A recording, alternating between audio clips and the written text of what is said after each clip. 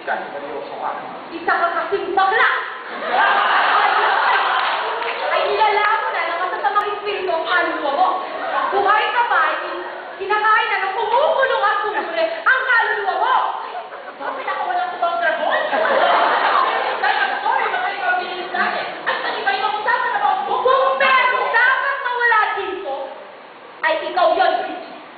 Sapagkat isa kang baklang kagano at nangihilang ka sa ibang kaluluwa sa impyerno dahil bakla ka! Bakla ka! Ay, wala! Itututo na kami sa Gabriel! Anong Gabriel? Bakit sa Gabriel? Wala ka naman sa dati Gabriel na lalaki sa Gabriela.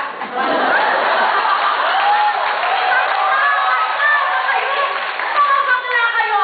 Masusunog ang kaluluwa niyo sa impyerno! Hindi nyo ba nabasa?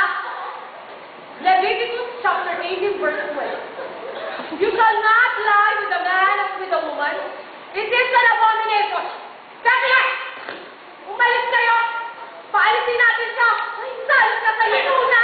Kaya pumunta ka bulkan eh, dahil makakagalit ka wala. Ito, whitey-whitey pa kayo. Sinabi nyo kaya. Nakakagili kayo. Wet!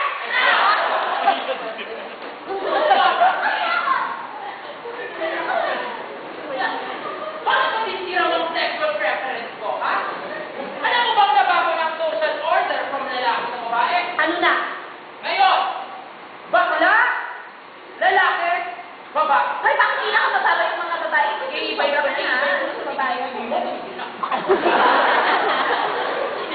Bakla, lalaki, babae, tomboy. Ayubay mo na, ayubay mo na.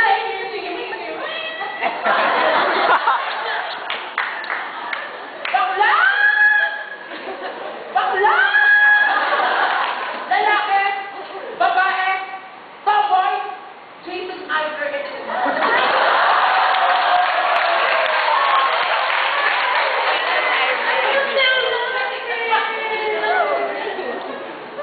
Going back to you, Lisa. Kanina nakakampi kita eh. Pero since tinira mo ko, tinirahin mo pala. Tinigil ka, dito ka. Ay bakit? Kung ikaw pa yung mag-practicing sessions nyo. Wednesday, Thursdays, and Saturdays. Special meeting on Sunday. Kailan naman yung mga sessions natin sa mga kano? Wednesdays to Sundays. With break on Mondays and Tuesdays. But that's impossible. How can you be in two places at the same time?